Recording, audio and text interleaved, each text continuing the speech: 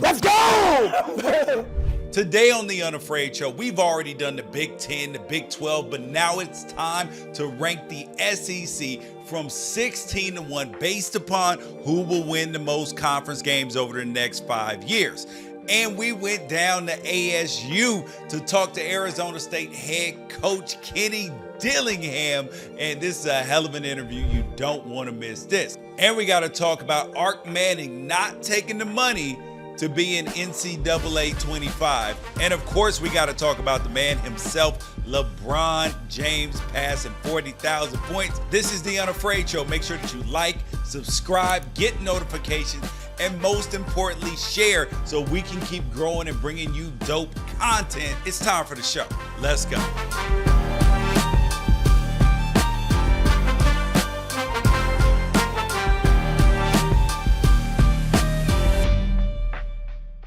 The mighty SEC now has 16 teams after poaching two of the biggest brands in college football in Texas and Oklahoma.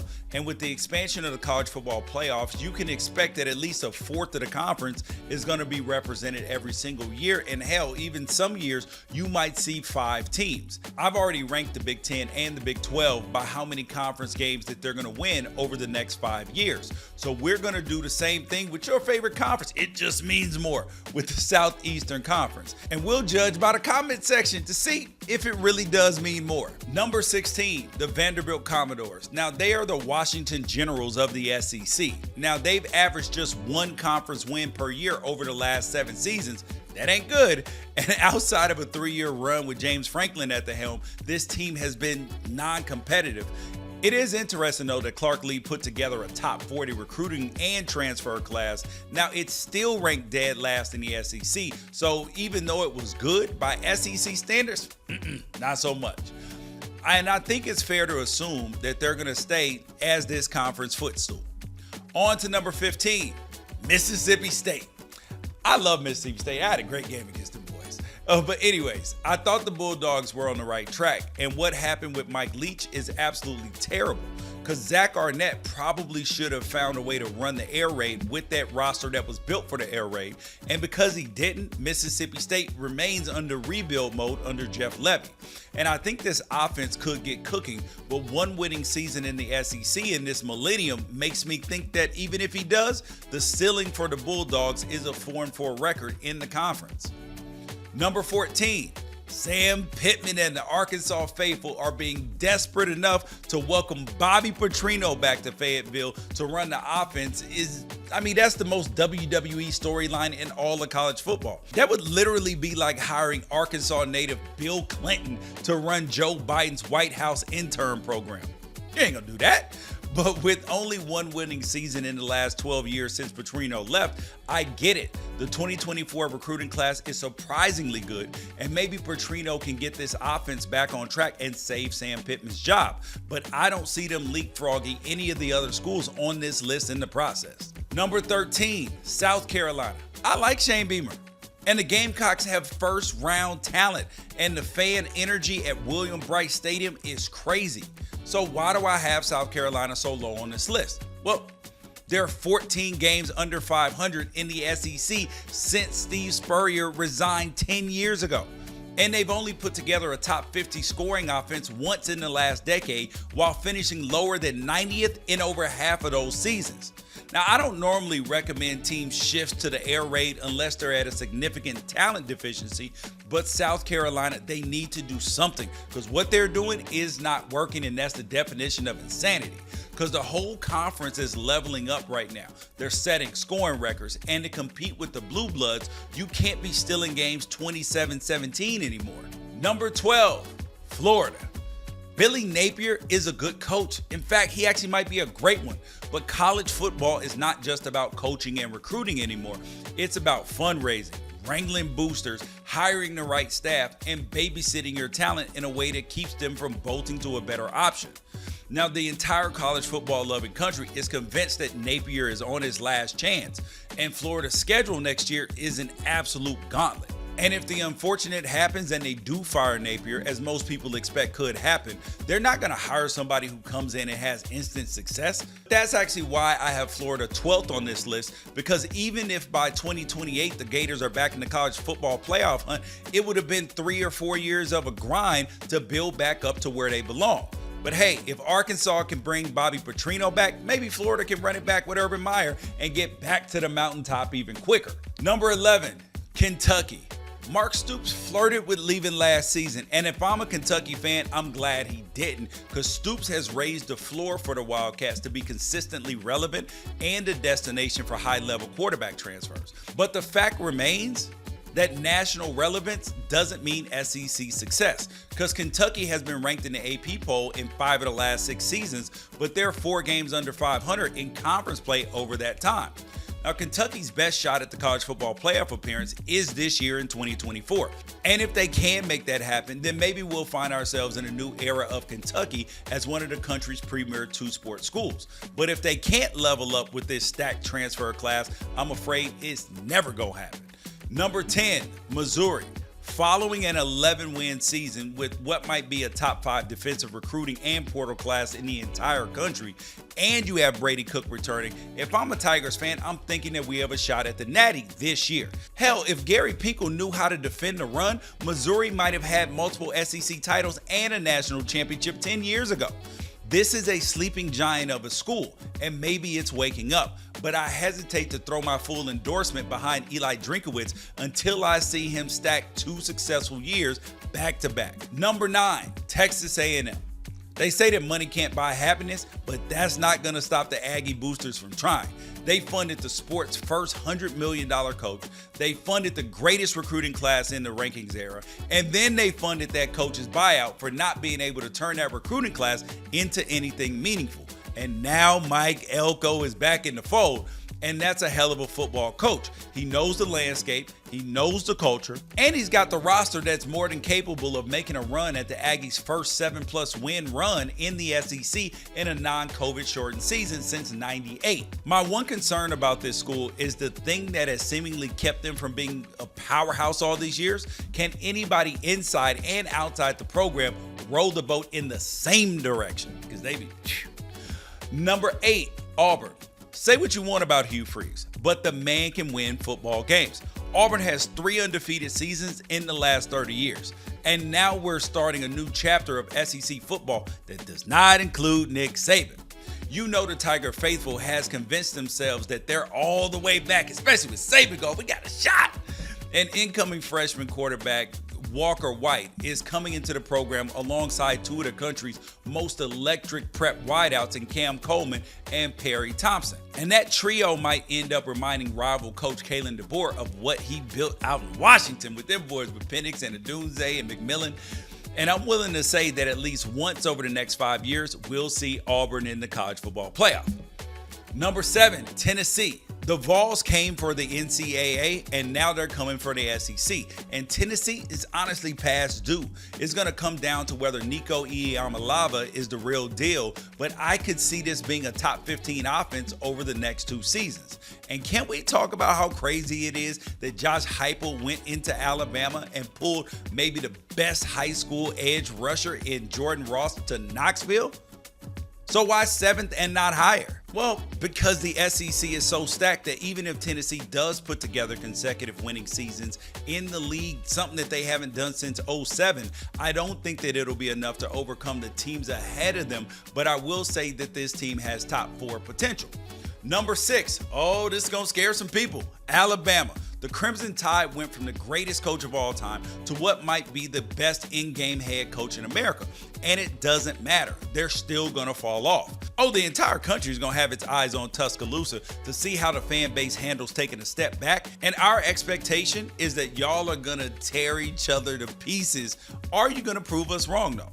Can Bama fans give Kalen DeBoer 3 years to figure out the offense, the recruiting, learn the landscape down there in the South?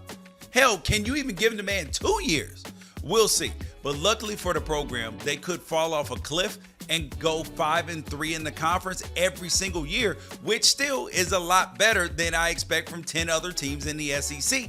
and is going to put them in the college football playoff hunt. Number 5, Oklahoma. I know SEC fans aren't going to love that I have the Big 12 defectors this high on my list. But just because you think Oklahoma got fat off or flyover country cupcake teams, but that doesn't change the fact that Oklahoma football is a tried and true blue blood that out-recruited most SEC schools on a consistent basis over the past couple of decades. Brent Venables, to me, is a top 5 coach in the league before he's even set foot in it. And in 2023, the recruiting class that's already been in Norman for a year can go toe-to-toe with anybody in the country. If Jackson Arnold is as good as Sooner fans believe he'll be, Oklahoma might do something crazy and challenge for SEC supremacy in year 1. Number 4, LSU. The Tigers have all the money. They have Brian Kelly. They have the juice of turning Jaden Daniels from average to out of this world. They could take over the SEC and nobody would be surprised. Even though Joe Burrow once proved otherwise, defense is still the thing that wins championships. In 3 of the last 4 seasons, the Tigers' defense has been objectively awful. Hiring Blake Baker from Missouri might be the answer, but if it isn't, it's going to be hard for LSU to take a place atop the conference. And now we're to the top of the SEC. At number 3, we have Texas. Because Steve Sarkisian just got a shiny new contract, and I think that the Texas boosters have hitched their wagon to the right man. But they better hope that an NFL team doesn't come knocking and see that buyout as more of a challenge than a deterrent.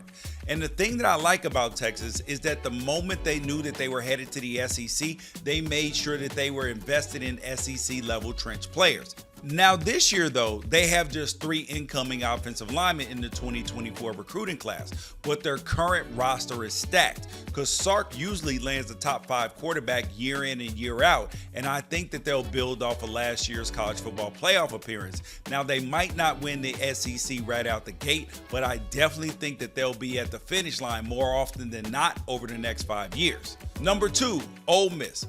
Now, I know you think I'm crazy for this one, but just like Penn State and the Big Ten, I believe that some teams have been on the verge of something special in recent years and were built for the future, and the future is right now. Because Lane Kiffin isn't afraid of the portal. In fact, he's gotten the number 1 portal class in the country headed into 2024. Kiffin is 16-6 in the SEC in the last 3 years against everybody not named Nick Saban. And now that Nick Saban has moved on, I feel like there's only one coach standing in Kiffin's way, and that's Kirby Smart. He's got a good defensive coordinator in Pete Golding, and Jackson Dart might be a Heisman contender in 2024, and I'm predicting the age of the Rebel is upon us. And I wouldn't be shocked if they didn't at least make 3 college football playoff appearances in the next 5 years with the expanded playoff. And now number 1. Everybody knew that they were going to be number 1, because if they weren't, this would be a joke of a list. Because if Kirby Smart didn't leave Athens for Alabama last season, I don't think anything is going to make this man give up the throne. And if you let Georgia into last year's college football playoff, we might be talking about a three-peat. And sometimes when a team has success, you see some complacency set in, and it almost always shows up in the form of a recruiting dip. Maybe that's because assistants get hired away or because the staff just relaxes a little bit. And that ain't the Bulldog way, because after winning their first natty in 40 years, the last 3 high school recruiting signing classes have been number 3, number 2, and number 1. On paper, they bring back the top offense and defense in the SEC into next season. And if they beat Clemson as bad as I think they will on August 31st, they might be in a runaway train mode come conference play. We just spent a lot of time talking about the SEC, where it just matters more, where there's a man where it matters to a lot out west, and that is head coach Kenny Dillingham over at Arizona State. So he's up next. And we're joined by Kenny Dillingham, head coach of the Arizona State Sun Devils. Kenny, thanks for coming on the show. Appreciate you having me. All right, so you are now 33 years old. Do you realize that you are a head coach in college football at 31 years old? At what point in time did you figure out this is what I want to do? So I was a senior in high school, going into my senior year, and I tore my ACL tried to play without it. I was already unathletic. So, I mean, then my coach was like, why don't you just start coaching? Charlie Regal, who's now a special teams coordinator.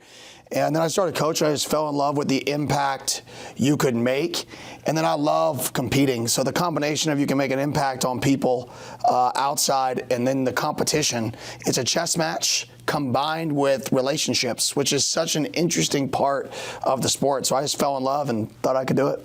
Do you believe that you being young is an advantage in terms of recruiting, being ready for all the changes that are happening with NIL? Like you said, you've been around that. Do you think your youth is helping you in that area? I mean, people could say youth. I think just I'm not stubborn. I don't whether I'm 32, 33, or there's a 55-year-old coach, 65-year-old coach. You just have to be willing to adapt. And it's no different than business. I compare football and college athletics to a technology company. Technology doubles and triples yearly. Yeah. And it changes constantly. And so that's what college athletics is it's constantly changing. So whether you're young or old, you got to be willing to adapt. And then you got to know your strengths. Like my strengths is I can relate to kids and I understand what they're like. My weaknesses is I got to create boundaries because I am closer in age. So I earn that respect and that trust with the guys. So there's strengths and weaknesses to, I think, everybody. You just got to be willing to adapt. I noticed in my playing career that there were some offensive coordinators that tried to fit players to their system, and I've noticed that you throughout your career have actually done the opposite, which has had tremendous success. Where did you learn that philosophy from, and how has that been successful for you? I would say growing up, I coached youth football about 15 minutes from here. Yeah. High school football, you don't get to pick your guys. You get them and you adapt. Yeah. So I think those experiences, having to just take whoever you have and put them in the best position to succeed. And then you can't be scared to do things that are not normal. You can't be scared to do something and worry about what somebody's going to say about you. You have to just do what you think is best and have belief and passion about it. So I would say my history, just a high school coach, coaching 6th, 7th, and 8th graders. I coached youth dodgeball out here. All of that goes into the philosophy that you do what it takes to try to win. And that's the goal. And so you are, an Arizona guy, and I remember when you were interviewing for the Arizona State job, and your name started to come up. And then when you finally got the job, the passion in which you talked about Arizona State, it seemed like it really mattered to you. So, when did Arizona State get into your bones? Yeah, I grew up coming to games. So I grew up 15 minutes from here. The high school I coached at, and I went to 20 minutes from here. I went here. My wife went here. My brother-in-law went here. My sister went here. My other brother went here. My father-in-law went here. This was the parking lot that I grew up in. Yeah. So it was always where I wanted to be. I was at Florida State with Jordan Travis and Mackenzie Milton. They said, "What's your dream job?" "I want to be the head coach at Arizona State." And people look at me like, "Why Arizona State?" And I'm like, because it means more than just football here. Yeah. I have family here. I grew up here. I used to watch it. Yeah. That means more to me. Yeah. So it's just something that I've always wanted to have the opportunity to do. Every coach, when they get to a school, they have the press conference. They're like, "Yo, I'm so excited to be here. I love it here," and all of those things. But you really mean it. And this is your dream job. So when you were at Oregon and then you start realizing, whether it's through your agent or whoever contacted you, oh my God, this might be a possibility. What was that part of where was that in the timeline, and how was that mentally, still trying to focus on, that job, but still being, oh my God, my dream is within reach? To be honest, it just motivated me more. Mm-hmm. I think the job opened up week 3 of the season. If I just do the best I can do for 8 weeks, I can force them to hire me. If I make this the best offense that people can see, they're not going to have a choice. So I poured everything I had into that football team because I knew it wasn't going and being political. It was scoring and winning. Yeah. That was my only avenue. So I doubled down on everything I was doing at Oregon at the time to say, okay, this is my shot. This is it. My mindset was not, please hire me or I hope they do. It was, they're not going to have a choice. Yeah. And that's how I've always attacked things are force people to do what you want. By just doing such a good job and pouring into what you're doing, they don't have a choice. So recruiting has taken a different turn out in the world because of NIL and everything else.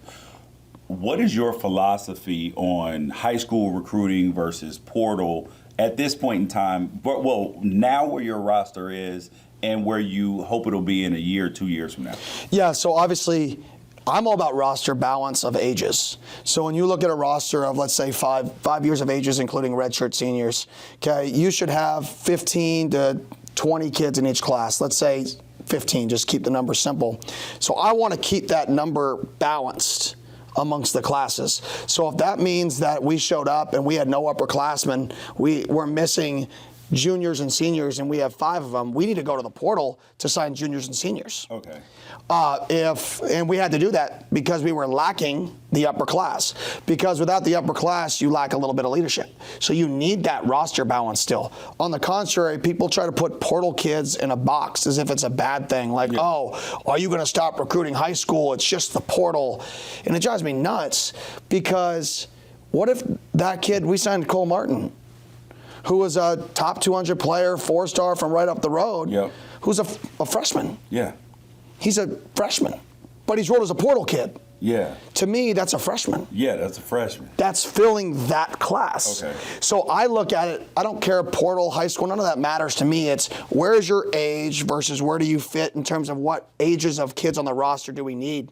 Now that we're balanced, I would hope that, we're in the portal gets us above and beyond, whereas the portal is difference makers, not depth. Yeah. When did you know that Bo Nix was going to be good? Because, first, did you have a hand in getting him up there to Eugene? And did you know that he was going to be that good? Yeah, definitely had a hand in getting him to Eugene. Obviously, we had a great relationship. I mean, he was the SEC Newcomer of the Year at Auburn, the one year we were together at Auburn. And I knew he was good the moment he stepped on campus. Yeah. At Auburn. I knew he was a special player, special mindset. Sometimes timing and things work out and everything happens for a reason. Yeah. And that reason got him to Eugene. But I knew pretty early that this was a special player because he had a special mindset. So then he didn't have a ton of success at Auburn. Like he had flashes and moments. But at what point in time, like when you guys got there to Eugene, what changed? He's so hard on himself because he's a perfectionist. If I told him that his pinky's not strong and that's why his ball is in a spiral every time, you're going to see that dude with like pinky weights. That's how he operates. That's his mindset. So to me, it was really less the physical and the football stuff, and it was more getting him to be happy, relax, and play the game. Yeah. Like free. And not have that pressure on him, which he can handle pressure, but it was more like, be comfortable in yourself. You're super talented. And, the more comfortable he got and the more freedom he had in the offense because he's so smart, if you put handcuffs on a kid like that and he takes the snap and he's like, I don't like this play. I don't like the answer I have here, but I have to do it.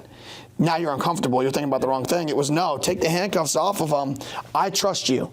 Go win football games. I'm going to teach you so we're on the same page. If you see this look, check to this. If you see this look, check to that. I don't give a crap. As long as you can tell me after the play why you did it and there was a reason, go play the game. Yeah. And he did that. And I think that's really what set him, I say, free, is he played the game free and he had fun because of it. That makes sense. Now, tell me about Jordan Travis, because just like Bo Nix, early in his career, had some struggles, and fans weren't great with him. But now he's a legend at Florida State. What was that time with him like? It was awesome. I mean, the first meeting we had, he said, "I'm not a quarterback, but I can play wide out or running back or whatever." That was my first meeting with him. I'm like, golly, that was interesting. Yeah. That was my thought. And then I went and saw him throw out there. I wasn't even coaching it. I just watched him throw, and I'm like, damn, this kid has some tools. Yeah. And just working with him, he just needed people to believe in him. I'm not some magical coach. Like, Kenny Dillingham coaches you, you become great. That's not how that works. But I am good with people. And they're both different people. And it's like, okay, well, Jordan just needed somebody to believe in him. passionately and show it, because he had doubts that how good he was. Yeah. Because just the college profession, the dynamics tear it out of you. So, I mean, there was a time where I couldn't convince him he was good. So I gave up. And I told all of our quarterbacks to start booing him every throw, an individual. So instead of saying how great he is, we flipped it on him. We're like, you suck, you can't throw, good luck, nice miss. Like every day, you can ask Chubba Purdy, Tate Rodemaker. I mandated it. Every throw, tell him how bad he sucks. Because I wanted him to realize, like, would we really tell a player he sucked that he sucked? Yeah. No. So, and he finally it became a game. But it was all to show him, like, man, you got this. You're a special talent. You got it. And it finally clicked. And when it clicked for him, I got out of his way. Get out of here. When it clicks for a quarterback, I run the opposite direction. I educate him, but I get out of the way. Let him roll. Man, that's dope. So you talked about the things that you can do better. How can the city, the fan base be more involved and help you do a better job? I would say butts in seats and support the program any way you can through NIL. Those are the two ways we get good players. You get good players from atmospheres, right? From a fan perspective, the atmosphere you create, does it sold out? When they come in, is that thing rocking, right? And then can you get in the game financially through NIL? So that's what I would ask is, if you can't give to NIL, just get in the stadium. Show up. Be really loud. Know a kid's name and chant his name when he walks into the stadium, because you're recruiting him. Yeah. Like, know it somehow. Know it. Study it. Study it before the game. And be like, oh, that guy. Study it before the game, and if you run into him, say, oh, I remember you. I'll never forget a kid I was recruiting, went to go visit another school. I was here at the time, 5-star kid, and he goes, man, I love it here, Coach, but when I went and visited school blank, there was like 5 random people that walked up to me, knew my name, and shook my hand. Yeah. I felt like a celebrity. Like, that is what this valley can do if everybody just does your part. If you can give money, give money. If you can buy tickets, buy tickets. If you can't do either, learn people's name and walk around Mill Avenue when it's recruiting season, or go to a high school game out here with a baller and go to ASU, random dude. That has an impact. Everybody can help. Find your avenue and maximize it. Let's go! Where's my 11%, man? Where's my 11%? Now we're back with head coach of Arizona State, Kenny Dillingham, for Wrighster or Wrong. Am I Wrighster or am I wrong? You, Kenny Dillingham, if Arizona State wins all their games, the best thing that could possibly happen is Arizona win all their games, Arizona State win all their games, and then the Territorial Cup is for all the marbles. Wrighster, all day long. I want that game to be worth everything. That's it. Oh, see, that's fascinating because a lot of people don't. They're like, I want the rival to go 0-12 every year. I don't live through spite. I worry about me. And I want to play the biggest games on the biggest stages. So if that means that game means more and it's bigger, that's what I want. That's big D energy right there. Am I Wrighster or am I wrong? So Guaro is better than Chaparral. You are definitely wrong. Seize up for those of you in Chaptown. That's my alma mater. Now Jason Munn's our tight ends coach, used to be the head coach at Saguaro, so he'll completely disagree. But definitely Chaptown. Okay. Am I Wrighster or am I wrong? Because Dan Lanning said that that Todd Graham gave the best ass chewing out of anybody. 100% right. 100% right, sir. Todd got after it. Todd was a good football coach, but Todd got after it. Yeah. Am I Wrighster or am I wrong? Memphis has the best food out of any city that you've coached in. 100% right, sir. Here's pretty close, different kind of food though. That barbecue out there that hits different. Am I Wrighster or am I wrong? The heat in Arizona is a bigger factor on game day than the humidity down in the south at Florida State. I would say that's a tough one. I would say Wrighster only because most of the weather in that league is similar, whereas the weather out here is different. Arizona State is by far the best place to be in the Four Corners. Oh, Arizona, Phoenix, Arizona. Ask people where they retire. 100% Wrighster. I'm a homer too. This is the best place. I mean, you walked outside today, it was 68 and sunny. It was nice. Yes, now you in a short sleeve shirt out here in the wintertime. Well, I live in LA, so it's good too. Yeah, it's actually cooler out there right now. It was raining before I left. But you guys, thank you so much. You guys, he's Kenny Dillingham. Thanks for coming on. I appreciate your time, and go Devils. Go Devils, baby. Yep. Appreciate you. Appreciate it, man. Kenny Dillingham had all the energy, man. You could feel it. It was infectious. But now it's time to let that sink in. We need to talk about the most anticipated sports video game of all time and how ridiculous it is that one of the most anticipated college football players of all time has refused to participate in its release. Arch Manning, what are you doing, buddy? This week, Anwar Richardson reported that Texas backup quarterback Arch Manning was refusing to sign over his rights to use his likeness in the upcoming release of EA Sports NCAA 25. And what was the reason for that? Anwar Richardson's sources say it's because he's focused on playing football on the field. Too focused to sign an electronic PDF 5 months before the season starts? Is he implying that anybody that does sign their likeness over in exchange for $600 and a free copy of the game is unfocused? Come on, bruh. Especially when he's one of the few players that could have negotiated a deal significantly over the $600. Look, I'm aware that this is Arch Manning's decision, and I am well aware that a grown man complaining about a kid's decision not to appear in a video game is as bad of a look as choosing not to appear in a video game in the first place. But my issue isn't with Arch's decision, it's with the reason. And if Arch wants more money, just say so. If the Manning family lawyer doesn't like the way the blanket deal is structured, just say so.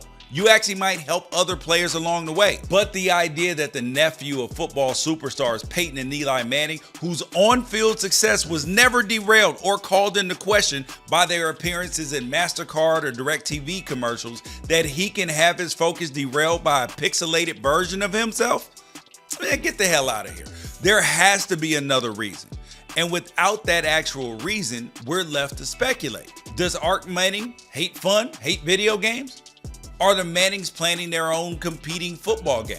Does the Manning family have a grand plan for his NIL? I'm not mad if they do. Or does he think he's going to be able to formulate some sort of Michael Jordan plan, who famously refused to grant his use of his likeness in video games until well after he retired? And does he not realize that a lot of kids actually hated on Mike for making himself unnecessarily inaccessible when he had all the money in the world at his disposal? Because I hated it. You just wanted to play with Michael Jordan, and people are gonna want to play with Arch Manning. Because at the end of the day, as much as I like video games and as excited as I am about the return of NCAA, this game is about exposing the kids to the magic of college football. And kids didn't understand that Michael Jordan didn't want his likeness included in any substandard games. They thought he was just greedy. And if they didn't understand that, they're definitely not gonna understand Arch's reasoning.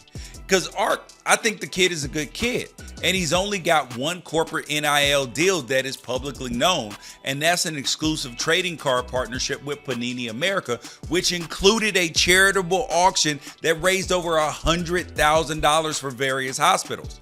Imagine the good that Arch could do taking 8 seconds of his time to sign his personal autographed copy of NCAA and auctioning it off to charity. But instead, he's too focused. Gotta stay locked in 24/7 in Austin. You can't be out here taking time away from the playbook by letting kids use you in franchise mode and making sure that Texas is back. I mean, NIL partnerships didn't stop Bijan Robinson from becoming Texas football yards per carry leader. And multiple NIL partnerships haven't kept Quinn Ewers from successfully leading the Longhorns as their actual starting quarterback. But maybe that lack of focus is what kept Bijan from going top 5 in the draft. Maybe that lack of focus is what kept Texas from beating Washington in the college football playoff. Maybe the whole Texas team needs to opt out, to focus. I kid. But at the end of the day, Arch Manning is in control of how his name, image, and likeness is used.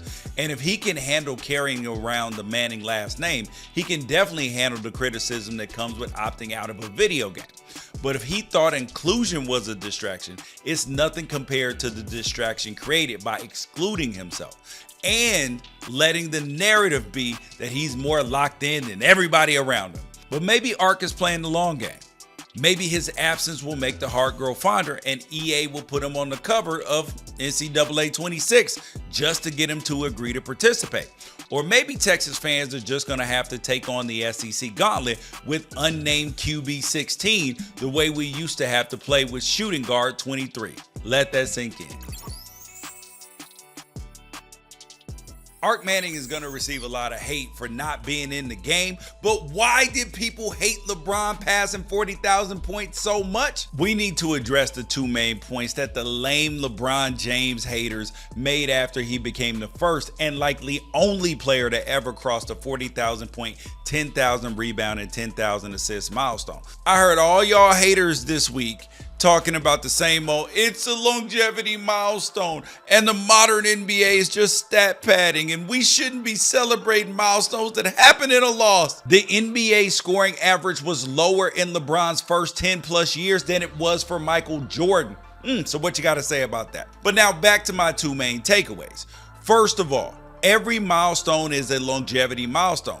And if durability and endurance were such easy attributes to master, why is playing at a high level after age 35 almost rare in every single sport? I wonder why. And LeBron James has scored 45 or more points 6 different times since turning 35, which is the same amount that Steph Curry and Michael Jordan have combined. And nobody else in NBA history has ever done it more than once, including Kobe Bean Bryant. And if you take away every single free throw and three-point shot that LeBron has made, he would still be ahead of Kevin Durant on the all-time scoring list. And now my second point. If LeBron James was just stat padding, surely he'd be amongst the league's leaders in field goal attempts, right? Nah, because at the time of this recording, he's 17th. And of everybody in the top 25, he's tied for 4th in field goal percentage, and he's 4th in assists. Here's a question for you. How many hyper-efficient, pass-first players do you know that can be confused for stat padding ball hogs? None. Do you know that if you look at the most shots ever taken in an NBA season, LeBron James won't be found in the top 50 on that list? And the only season he was in the top 40 all time was back in 2006. And for the point that all the haters are making about these milestones keep happening in losses, what are you supposed to do? Not acknowledge it until the team's next win? Did anybody have a problem with David Stern literally stopping play to acknowledge Kareem Abdul-Jabbar when he passed Wilt Chamberlain back in 1984? Nope, didn't say a word. At some point, you're going to have to deal with the fact that the man who won the genetic lottery then went to lengths that we've never seen before to keep himself in elite competitive shape longer than any basketball player in history. He's one of one, even if he's not the one of one that you like. And you know what's going to happen in about a decade, 2 decades? All y'all haters are going to be reminiscing about the good old days with LeBron James like they do with Kobe, Jordan, Magic, and Bird. And that's the Unafraid Show. Make sure that you come back next week. Like, subscribe, get notifications, and most importantly, share the show so we can keep bringing you dope content. I'll catch you next week.